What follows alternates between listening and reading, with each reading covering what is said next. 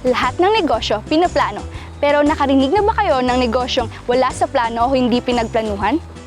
Paano kung nabigyan ka ng 200 bangus breeders at pondo mula sa Agricultural Competitiveness Enhancement Fund o ACEF, pero wala ka pang facility para paglagyan ito? Bukod dito ay ang kakulangan ng technical na kaalaman, paanong ang lahat ng ito ay kanyang napagtagumpayan. Tunghayan ang kwento ni Ginoong Tomas Hautea ng Retcem Resources Incorporated. Magandang araw! Ako si Rochilyn Roseca at ito ang TatehTV, kung saan siksik sa kaalaman sa pagnenegosyo ng palaisdaan, siguradong laking siksik sa kita.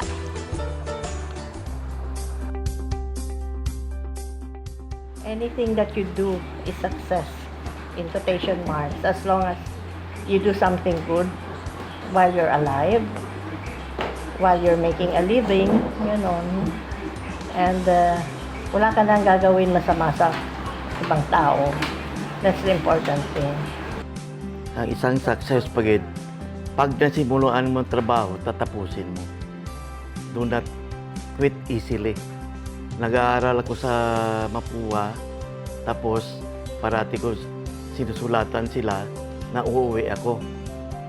Tapos nung banda huli, nagpayag siya na he keep on whenever he goes, I went with him, sama-sama kami parati. And then, every time on the way, he explained to me what to do, what we're going to do, para na he's leaving things to me, preparing me to take over in case what happened. Hindi na ako nagtapos ng aral dahil sabi ko bakit pa ako mag-employ ng tao na may alam naman ko how to do things sa fish pond, rice land, and kung anong iniwan niya, alam ko na. So, right from the start, risk-taker siya talaga. In agriculture, my part mechanization, so I was already versed in machineries.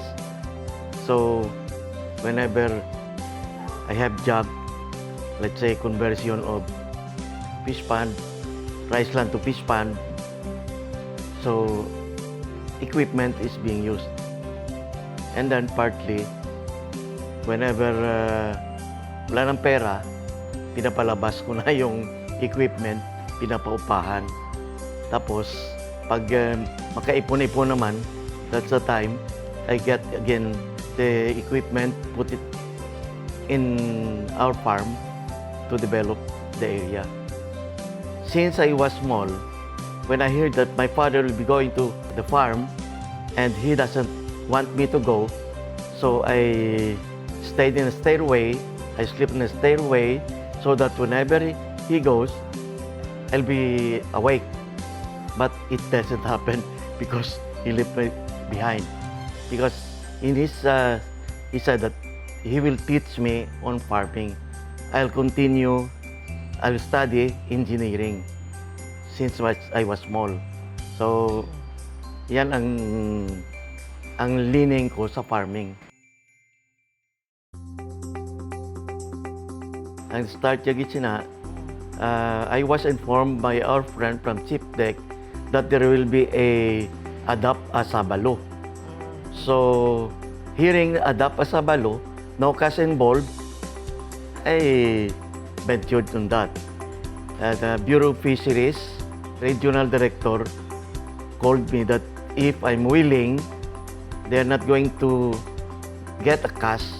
They just give 20% down, and then later, whatever fry that I can produce, that's that I'll be paying them in terms of fry.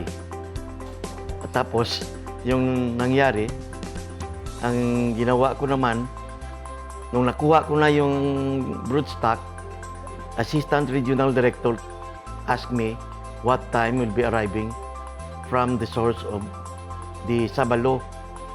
And later, 6 o'clock, she was there. And she gave me a piece of paper. And upon reading it, it's a loan. Yung ginawa ko, I brought it home, then said study.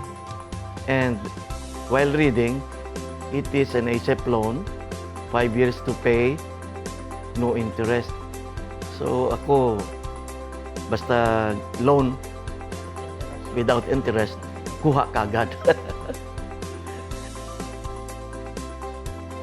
And actually, we really needed to have fry for our own fish ponds. And a lot of times, there's a shortage of fry.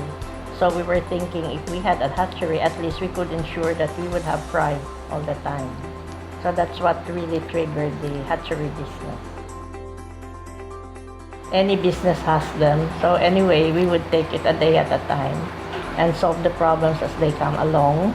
It would not be easy, of course, but then God was there, and you know, when you have good credit, you are helped by the banks and other financial institutions, so we survived.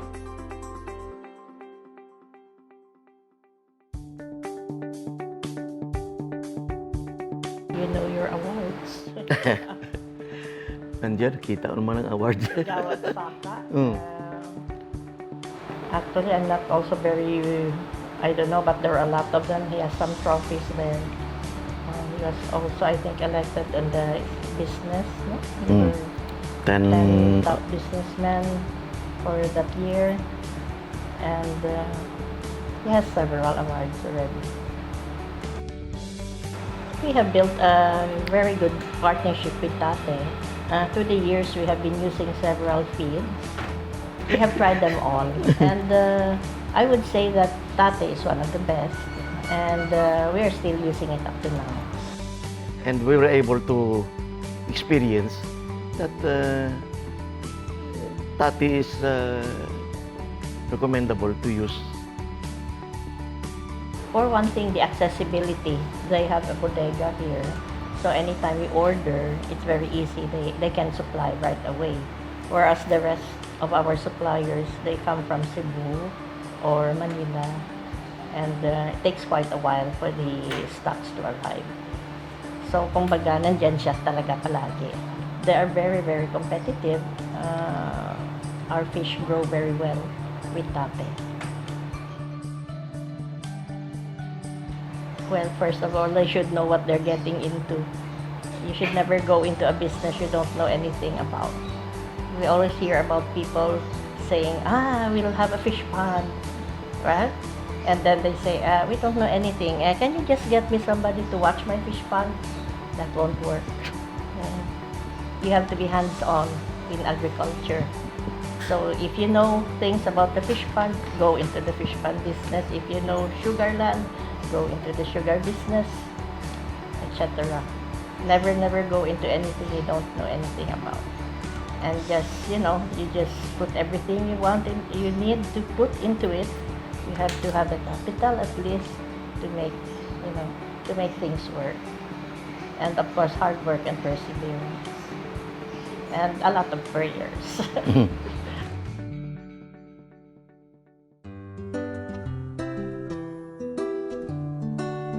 Isa na namang episode na siksik sa kalaman ang inyong napanood, lalo na sa mga nagbabalak magnegosyo ng Bangus Hatchery. Para sa impormasyon, maaari niyong bisitahin ang aming website www.tateh.com.